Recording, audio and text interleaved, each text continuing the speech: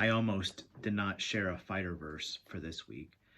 And the reason was I was kind of tempted to not share a fighter verse this week. And honestly, part of the temptation was I thought, is anybody really listening to these each week?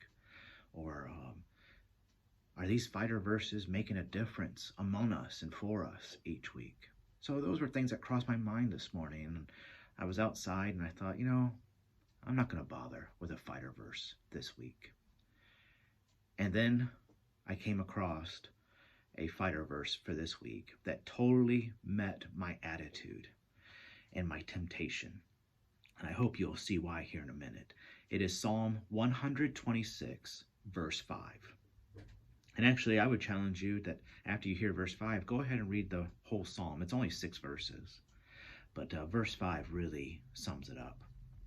Here we go. Psalm 126, verse 5. Those who sow in tears shall reap with shouts of joy. Let's read it one more time. It's going to be easy to memorize. Those who sow in tears shall reap with shouts of joy. Now, there's 2 key action words in that verse. There's sow and there's reap. And in order to reap, you have to sow. But I read an observation about this verse that I thought it's exactly true.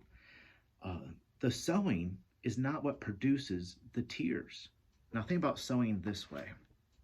Sowing are those things that I must do, things that must get done.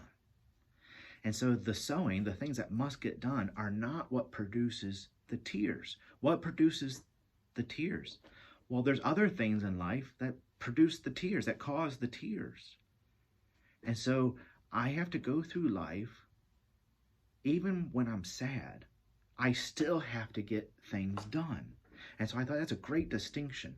Sowing are the things that I must get done, that I must do. But sometimes in life, there's things that happen to me outside of my control, that aren't on my to-do list, but things that are outside of my control that make me sad, cause me to have tears. And those tears, what do those tears do? Well, they kind of make me think, don't try to get those things done.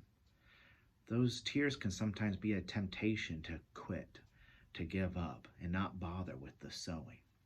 And so the psalmist comes along, directed by God's Holy Spirit, and says, you know what?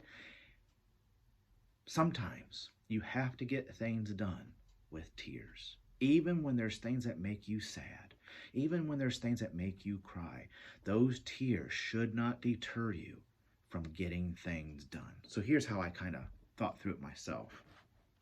When it comes to life, sometimes I have to do it with tears. Number 1, there are things to be done. And when I thought about those things, here's number 2. There are things that must be done. And to kind of maybe shed some more light on it, I have to write a sermon for next Sunday, which means in writing that sermon, that's on my to-do list, but to get to writing the sermon, I have to study this week. So I have to study each day this week to get to the point of writing that sermon and then turn around and preaching that sermon. So for me, that's something I must get done. But what if there's something in my life that causes me to be sad, causes me to have tears? Well, I have to then turn around and still get my to-do list done. I still have to study, I still have to write, and I still have to preach. And I may have to do all that. I may have to sow with tears. Hope that makes sense.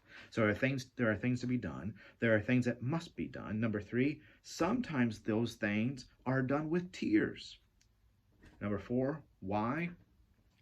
Because there are other things in life that make me cry, make us sad, make me sad. Number 5, when there are things that make me cry, I still must do the things that must be done. Now, get this. I'll say those 5 things again because you need to hear them again to hear number 6.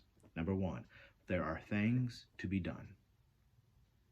Number 2, there are things that must be done. Number 3, sometimes these things are done with tears. 4, why? Why sometimes must those things be done with tears? Because there are other things in life that make us cry, make us sad.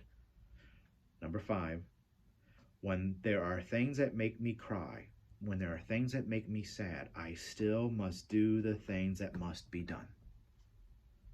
Okay, now get ready, because this is the rest of Psalm 126, verse 5. Well, let's just read the verse. Those who sow in tears, notice the promise that comes, shall reap with shouts of joy.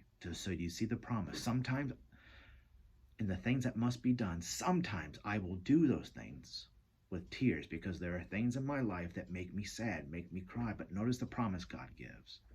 But you shall reap.